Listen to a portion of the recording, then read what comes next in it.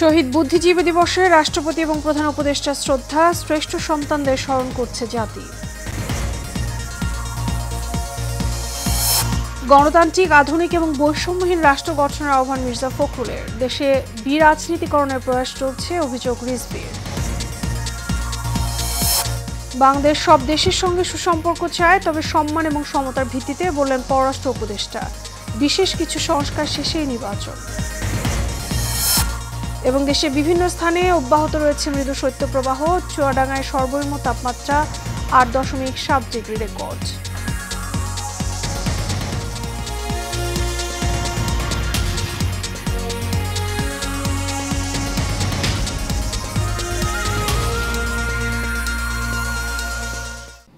স্বাগত এশিয়ান নিউজে, আপনাদের সঙ্গে আছি আমি মিতা মৌসুমী। শুনছিলেন বিআরবি কেবল ইন্ডাস্ট্রিজ লিমিটেড সংবাদ শিরোনাম। এবারে চলে যাব বিস্তারিত সংবাদে। শহীদ বুদ্ধিজীবী দিবস উপলক্ষে ভোরে রাজধানী মিরপুরে শহীদ বুদ্ধিজীবী স্মৃতিসৌধে জাতির শ্রেষ্ঠ মেধাবীদের প্রতি শ্রদ্ধা নিবেদন করেছেন রাষ্ট্রপতি মোহাম্মদ শাহাবুদ্দিন এবং প্রধান উপদেষ্টা ডক্টর মোহাম্মদ ইউনূস। এরপর শহীদ বুদ্ধিজীবীদের প্রতি শ্রদ্ধা জানান অন্তর্বর্তী সরকারের উপদেষ্টারা।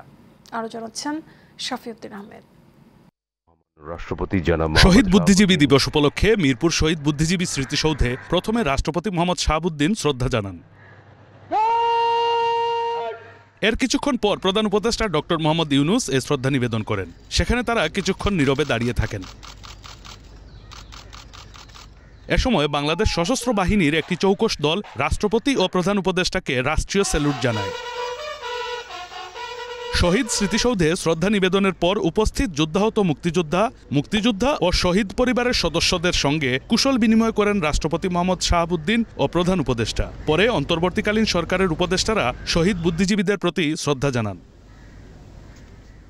9 মাস মুক্তিযুদ্ধ শেষে বাঙালি জাতির চূড়ান্ত বিজয়ের মাত্র দুদিন আগে 1971 সালের 14 ডিসেম্বর দখলদার পাকিস্তানি হানাদার বাহিনী ও তাদের দেশীয় দোসররা জাতিকে মেধাশূন্য করতে হত্যা করেন দেশের শ্রেষ্ঠ সন্তান বুদ্ধিজীবীদের। Shafiuddin Ahmed, Asian television, Dhaka. বিএনপি মহাসচিব মির্জা ফখরুল ইসলাম আলমগীর বলেছেন, ৩৬ জুলাই বা 5 আগস্ট ফ্যাসিস্ট শক্তিকে পরাজিত করে নতুন সুযোগ সৃষ্টি করেছে।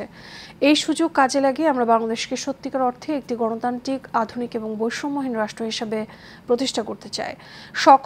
সকালে মিরপুরের শহীদ বুদ্ধিজীবী কবরস্থানে বুদ্ধিজীবীদের প্রতি শ্রদ্ধা নিবেদন শেষে সাংবাদিকদের তিনি এসব কথা বলেন। মোশাররফ হোসেনের ক্যামেরায় মাজহারুল আমিন শুভ রিপোর্ট। শহীদ বুদ্ধিজীবী দিবস উপলক্ষে মিরপুরে শহীদ বুদ্ধিজীবী কবরস্থানে শ্রদ্ধা নিবেদন করে বিএনপি ও এর অঙ্গ ও সহযোগী সংগঠনগুলো। প্রথমে জাতীয়তাবাদী দলের পক্ষ থেকে শ্রদ্ধা নিবেদন করেন দলের সিনিয়র নেতারা। এরপর দলের চেয়ারপারসন বেগম খালেদা জিয়া এবং ভারপ্রাপ্ত চেয়ারম্যান তারেক রহমানের পক্ষ থেকে শহীদ বুদ্ধিজীবীদের প্রতি শ্রদ্ধা নিবেদন করা হয়। এ সময় বিএনপির সিনিয়র যুগ্ম মহাসচিব রুহুল কবির রিজভী বলেন, সংস্কার নিয়ে বাড়াবাড়ি ও রাজনীতিকদের দোষারোপ করার অর্থ ইতিহাস সম্পর্কে অজ্ঞতা। যে অন্তর্বর্তীকালীন সরকারের প্রতি সমস্ত গণতান্ত্রিক রাজনৈতিক দল সমর্থন দিয়েছে, তারা যদি এরকম রাজনীতিবিদ এবং সুশীল সমাজ এরকম বিভাজন রেখা টানেন, এটা এই দেশের গণতন্ত্রকে শক্তিশালী করার ক্ষেত্রে, আমরা তো এখনো অবাধ সুষ্ঠু নির্বাচন পাইনি, তো সুতরাং এইটা প্রতিষ্ঠা করার ক্ষেত্রে এক ধরনের জটিলতা তৈরি হবে। শ্রদ্ধা নিবেদন শেষে বিএনপি মহাসচিব মির্জা ফখরুল ইসলাম আলমগীর বলেন, 5 আগস্ট ফ্যাসিস্ট শক্তিকে পরাজিত করে নতুন সুযোগ সৃষ্টি হয়েছে। এই সুযোগ কাজে লাগিয়ে গণতান্ত্রিক, আধুনিক রাষ্ট্র ও বৈষম্যহীন রাষ্ট্র প্রতিষ্ঠা করতে হবে। যারা জনগণ থেকে সরে যায়, যারা গণতন্ত্রকে হত্যা করেছে, যারা মানুষকে হত্যা করেছে, গণতান্ত্রিকামী স্বাধীনতাকামী মানুষদেরকে যারা স্বাধীনতায় বিক্রি করে দিয়েছে, তারা অবশ্যই জনগণ থেকে বিচ্ছিন্ন হয়ে গেছে ও সঙ্গত কারণেই আজকে তারা সেখানে অনুপস্থিত। জনগণের ইচ্ছা অনুযায়ী বর্তমান সরকার দ্রুত সুষ্ঠু ও অবাধ নির্বাচনের ব্যবস্থা করবে বলেও আশাবাদ ব্যক্ত করেন বিএনপি মহাসচিব। মাজহারুল আমিন শুভ, এশিয়ান টেলিভিশন। পররাষ্ট্র উপদেষ্টা মোহাম্মদ তৌহিদ হোসেন বলেছেন, বাংলাদেশ সব দেশের সঙ্গে সুসম্পর্ক চায়, তবে সম্মানের ভিত্তিতে, সমতার ভিত্তিতে। তিনি বলেন, ভারতের সাথে আমরা ভালো সম্পর্ক চাই, তবে সেটি দুপক্ষের স্বার্থের ভিত্তিতে হতে হবে। দুপুরে নরসিংদীর রায়পুরা উপজেলা সম্মেলন কক্ষে উপজেলা পর্যায়ের সকল কর্মকর্তা এবং সুধীজনদের সঙ্গে মতবিনিময় সভায় তিনি এসব কথা বলেন। মোহাম্মদ তৌহিদ হোসেন বলেন, বিশেষ কিছু সংস্কার শেষে সুষ্ঠু নিরপেক্ষ নির্বাচনের মাধ্যমে রাজনীতিবিদদের হাতে ক্ষমতা হস্তান্তর করা হবে। তিনি আরও বলেন, রাজনৈতিক দলগুলোকে দায়িত্ব নিতে হবে পুনরায় যেন ছাত্রছাত্রীদের রাস্তায় নেমে আসতে না হয়। অনেকে ভারতের সাথে সম্পর্ক নিয়ে প্রশ্ন তোলেন, যেহেতু এক ধরনের একটা অস্বস্তি এই সরকার পরিবর্তনের পরে ছিল। আমি আপনাদেরকে এটুকু বলতে চাই, আমাদের পক্ষ থেকে আমরা খুব স্পষ্ট বার্তা দিয়েছি যে আমরা ভালো সম্পর্ক চাই দুই পক্ষের স্বার্থের ভিত্তিতে। অন্তর্বর্তীকালীন সরকার কোনো গণমাধ্যমে বিন্দুমাত্র হস্তক্ষেপ করেনি, করবেও না। এই সরকার স্বাধীন জার্নালিজমে বিশ্বাস করে বলে জানালেন প্রধান উপদেষ্টা প্রেস সচিব শফিকুল আলম। সকালে ঢাকা রিপোর্টার্স ইউনিটিতে মাস্তুল ফাউন্ডেশন আয়োজিত নতুন বাংলাদেশ গঠনে গণমাধ্যমের ভূমিকা শীর্ষক মতবিনিময় সভায় কথা বলেন তিনি। শফিকুল আলম বলেন, মিডিয়া সংস্কার কমিশন কাজ করছে, তাদের রিপোর্টের ভিত্তিতে গণমাধ্যমকে নতুন উচ্চতায় নেওয়া হবে। সাংবাদিকদের বেতন দিতে না পারলে মালিকদের প্রতিষ্ঠান বন্ধ করে দেওয়ার কথাও বলেন প্রধান উপদেষ্টার প্রেস সেক্রেটারি। অনুষ্ঠানে জুলাই অভ্যুত্থানে রাজপথে থাকা সাংবাদিকরা তাদের মর্মান্তিক ঘটনার স্মৃতিচারণ করেন।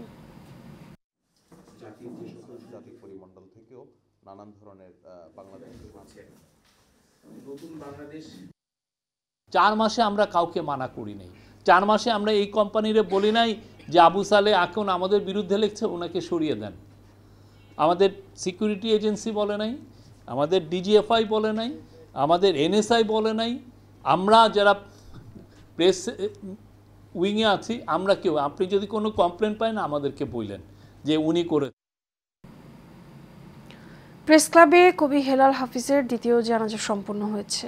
এর আগে সকাল 11:30টায় বাংলা একাডেমি নজরুল মঞ্চ প্রাঙ্গণে তার প্রথম জানাজা অনুষ্ঠিত হয়। এ সময় কবির পরিবার, ভক্ত, অনুরাগী সহ বিশিষ্টজনরা উপস্থিত ছিলেন। পরে তাকে মিরপুর শহীদ বুদ্ধিজীবী কবরস্থানে রাষ্ট্রীয় মর্যাদায় দাফন করা হয়। আরও জানাচ্ছেন শেখ সোহাগ। এমন তাবিজ করেছ সোনা, ব্যথা তো কমে না, বিষ এখন যৌবন যার, মিছিলে যাবার তার শ্রেষ্ঠ সময়। এখন যৌবন যার, যুদ্ধে যাবার তার শ্রেষ্ঠ সময়। কালজয়ী এই কবিতার কবিকে শেষবারের মতো শ্রদ্ধার জানাতে বাংলা একাডেমিতে ভিড় করেছেন ভক্ত, অনুরাগী ও শুভাকাঙ্ক্ষীরা।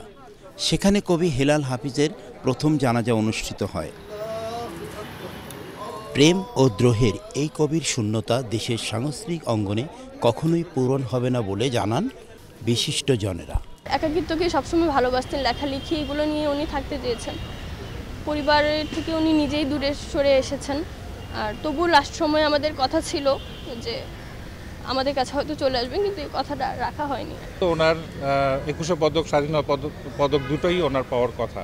কারণ 69-এর গণ অভ্যুত্থান বলেন, আমাদের এরশাদ বিরোধী বা স্বৈরাচার বিরোধী আন্দোলন বলেন, এবং পরবর্তীতে এখন এই বৈষম্য বিরোধী আন্দোলনে ওনার এই কবিতার পংক্তি আমরা গ্রাফিতিতে দেখেছি। বহুবার আমি, আমার স্ত্রী, আমরা বহু চেষ্টা করেছি তাকে সংসারী করার জন্য, কিন্তু উই হ্যাভ আটারলি ফেইল, তাকে কনভিন্স করতে পারিনি। তো হেলাল হাফিজের বেলায় আমার মনে হয় যে কবিতা, ওনার চরিত্র, ওনার ব্যক্তিত্ব সব একাকার হয়ে গেছে। স্মৃতি সেগুলো তো অনেক, বলার না, ভোলার না। আর উনি মৃত্যুর জন্যই অপেক্ষা করতেন। কবি হেলাল হাফিজের স্মৃতি ধরে রাখতে বাংলা একাডেমির পক্ষ থেকে সব ধরনের প্রচেষ্টা করার আশ্বাস দেন সাংস্কৃতিক উপদেষ্টা। দুর্ভাগ্য এই যে আমরা ওনাকে, আমি যতদূর জানতে পেরেছি উনি 21শে পদক, স্বাধীনতা পদক এগুলো কিছুই পাননি। আমাদের সংস্কৃতি মন্ত্রণালয়ের এই বিষয়ে যা যা করার আছে আমরা নিশ্চিতভাবে সেটা করব, আপনারা কিছুদিনের মধ্যে হয়তো জানবেন। শুক্রবার দুপুরে শাহবাগের একটি হোস্টেলে মারা যান দেশবরেণ্য কবি ও জাতীয় প্রেস ক্লাবের প্রবীণ সদস্য হেলাল হাফিজ। মৃত্যুকালে তার বয়স হয়েছিল ৭৬ বছর। শেখ সোহাগ, এশিয়ান টেলিভিশন, ঢাকা। দেশের দক্ষিণ পশ্চিমাঞ্চলের জেলা চুয়াডাঙ্গায় বইছে শৈত্যপ্রবাহ। অগ্রহায়ণের শেষ ভাগে এসে শীতের তীব্রতা বাড়তে থাকে। মেঘমুক্ত দিনে উত্তরের হিমশীতল হাওয়ায় হাড় কাঁপানো শীত অনুভূত হচ্ছে। শনিবার জেলার সর্বনিম্ন তাপমাত্রা রেকর্ড করা হয়েছে ৮.৭ ডিগ্রি সেলসিয়াস। চুয়াডাঙ্গা আবহাওয়া অফিস সূত্রে জানা গেছে, গত কয়েকদিন ধরে ঘন কুয়াশার সঙ্গে চুয়াডাঙ্গায় শীত পড়তে শুরু করেছে। জেলার বিভিন্ন প্রান্তে দেখা যায় সকালে তীব্র শীত উপেক্ষা করে বাইরে বেরিয়েছেন দিনমজুর এবং শ্রমিকরা। তবে এই ঠান্ডার কারণে কাঙ্ক্ষিত কাজ পাচ্ছেন না তারা। অনেকে খড়কুটো জ্বালিয়ে শীত নিবারণের চেষ্টা করছেন।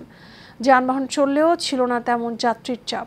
তবে স্বস্তির খবর হলো রাতে ঘন কুয়াশা থাকলেও সকালে বেলা বাড়ার সঙ্গে সূর্যের দেখা মিলেছে। এদিকে শীতের প্রকোপে হাসপাতালগুলোতে বেড়েছে শীতজনিত রোগীর সংখ্যা।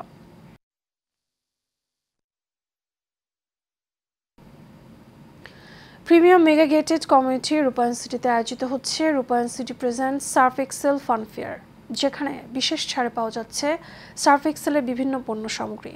2 দিন ব্যাপী মেলা চলবে 14 ডিসেম্বর পর্যন্ত।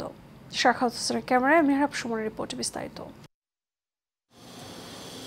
রাজধানীর উত্তরায় প্রিমিয়াম মেগা গেটেড কমিউনিটি রূপায়ণ সিটিতে শুরু হয়েছে 2 দিনব্যাপী সার্ফ এক্সেল ফান ফেয়ার, যেখানে বিভিন্ন খেলায় অংশ নিয়ে জিতে নেওয়া যাচ্ছে সার্ফ এক্সেল পণ্যের উপর ডিসকাউন্ট অফার। এই সিটিতে রয়েছে সবুজে ঘেরা পরিবেশ, পর্যাপ্ত খেলার জায়গা এবং আধুনিক সব অনুষঙ্গ, যা পূরণ করছে এ নগরবাসীর সকল আধুনিক চাহিদা। রূপায়ণ সিটিতে এমন আয়োজন করায় আনন্দিত এখানকার গর্বিত নাগরিকরা। ভবিষ্যতেও এ ধরনের ফান ফেয়ার সহ বিভিন্ন আয়োজনের অনুরোধ করেন আমন্ত্রিত অতিথিরা। আমার নাতি, আমার ছেলে আমাকে বারবার বলতেছিল আব্বা চলো যাই, নানু চলো যাই, তা আমি ওদেরকে নিয়ে আসছি, গেমস খেলালাম, ওনারা খুব খুশি।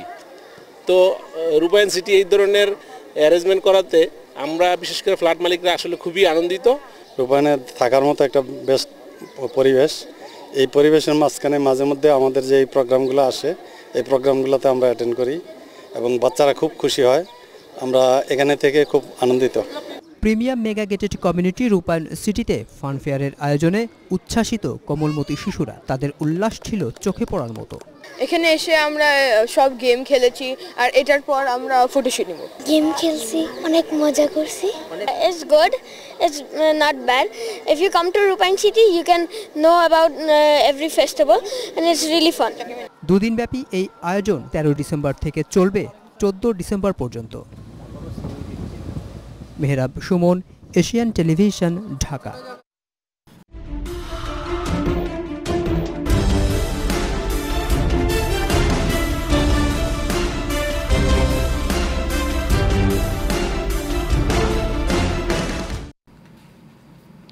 নরসিংদীর মনোহরদীতে উপজেলা বিএনপির উদ্যোগে ভারতের আগরতলায় সহকারী হাই কমিশনারের হামলা, জাতীয় পতাকার অবমাননা এবং সাম্প্রদায়িক দাঙ্গা বাঁধানোর ষড়যন্ত্রের প্রতিবাদে বিক্ষোভ এবং সমাবেশ অনুষ্ঠিত হয়েছে। বিক্ষোভ সমাবেশে প্রধান অতিথির বক্তব্য দেন বিএনপির নির্বাহী কমিটির স্বেচ্ছাসেবক বিষয়ক সহ সম্পাদক এবং সাবেক স্বেচ্ছাসেবক দলের সাধারণ সম্পাদক আব্দুল কাদির ভুইয়া জুয়েল। এ সময় উপস্থিত ছিলেন মনোহরদী উপজেলা বিএনপির সাবেক সাধারণ সম্পাদক ও পৌরসভার সাবেক মেয়র আলহাজ আব্দুল খালেক, কৃষক দলের কেন্দ্রীয় যুগ্ম সম্পাদক শাহাদাত হোসেন বিপ্লব সহ আরো অনেকে।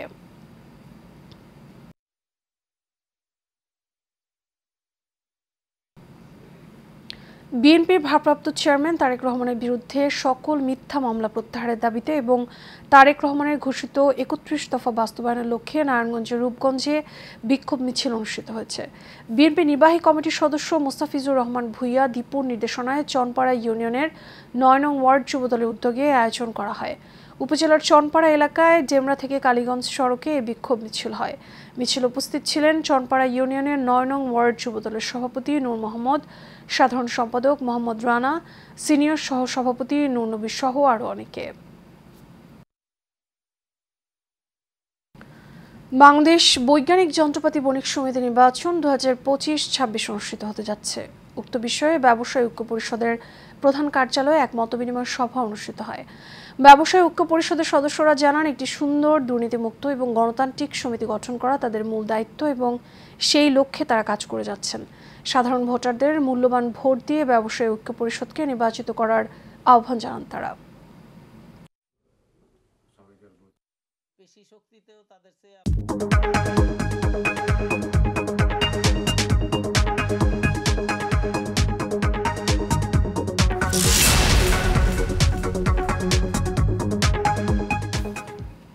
এবার এক্সাম ব্যাংক বাণিজ্য সংবাদ।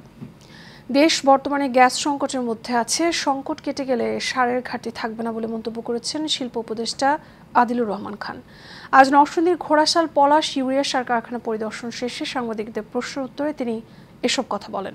এ সময় শিল্প উপদেষ্টা আরও বলেন, গত 15.5 বছরে গ্যাস খনন করা হয়নি, বাপেক্সকে বসিয়ে রাখা হয়েছিল। বর্তমান সরকার ভোলা থেকে গ্যাস উত্তোলনের চেষ্টা করছে বলেও জানান তিনি। লক্ষ্য বাস্তবায়নে নানা প্রতিবন্ধকতা রয়েছে উল্লেখ করে তিনি বলেন, গত 15.5 বছরে প্রতিটি সেক্টরে ব্যাপক দুর্নীতি হয়েছে, সেগুলো নিরসনের চেষ্টা চলছে বলেও জানান তিনি।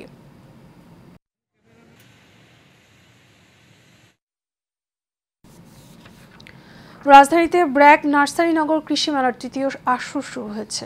সকালে রাজধানীর মানিক মিয়া এভিনিউতে রাজধানী উচ্চ বিদ্যালয় প্রাঙ্গণে ব্র্যাক নার্সারি এবং আড়ং ডেইরির পৃষ্ঠপোষকতায় নগর কৃষি ফাউন্ডেশনের আয়োজনে 6 দিনব্যাপী তৃতীয় নগর কৃষি মেলা শুরু হয়।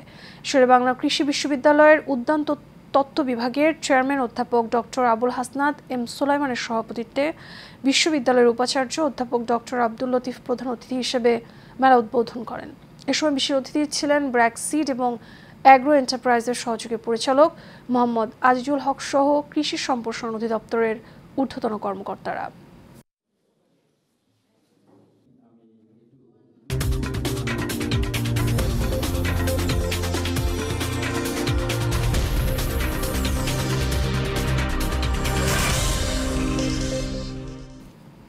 এবার খেলার খবর। অবৈধ বোলিং অ্যাকশনের জন্য নিষিদ্ধ হলেন tiger allrounder Shakib Al Hasan. England and Wales cricket board সাকিবকে নিষিদ্ধ করেছে তার বোলিং অ্যাকশনে ত্রুটি ধরা পড়ার পর। লাফবরো বিশ্ববিদ্যালয়ে বোলিং অ্যাকশনে পরীক্ষা দেওয়ার পর এই ত্রুটি শনাক্ত হয়। এই নিষেধাজ্ঞার ফলে সাকিব ইসিবি আয়োজিত কোনো ম্যাচে বোলিং করতে পারবেন না যতক্ষণ না তিনি তার অ্যাকশন সংশোধন করে পুনঃমূল্যায়ন পরীক্ষায় উত্তীর্ণ হন। শুক্রবার রাতে এক প্রতিবেদনে বিষয়টি নিশ্চিত করেছে ক্রিকেট ভিত্তিক জনপ্রিয় ওয়েবসাইট ESPN ক্রিকইনফো।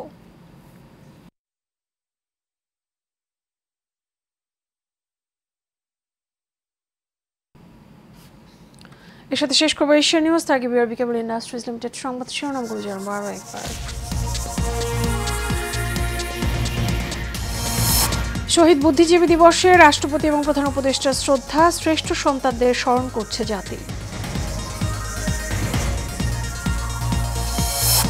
গণতান্ত্রিক, আধুনিক এবং বৈষম্যহীন রাষ্ট্র গঠনের আহ্বান মির্জা ফখরুলের, দেশে বিরাজনীতিকরণের প্রয়াস চলছে, অভিযোগ রিজভির। বাংলাদেশ সব দেশের সঙ্গে সুসম্পর্ক চায়, তবে সম্মান এবং সমতার ভিত্তিতে, বলেন পররাষ্ট্র উপদেষ্টা। বিশেষ কিছু সংস্কার শেষেই নির্বাচন।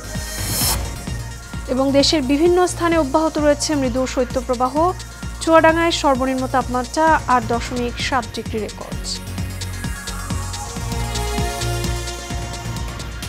এশিয়া নিউজে পর্যন্তই। আমাদের পরবর্তী সংবাদ দেখার আমন্ত্রণ রইল। এতক্ষণ সাথে থাকার জন্য ধন্যবাদ সবাইকে।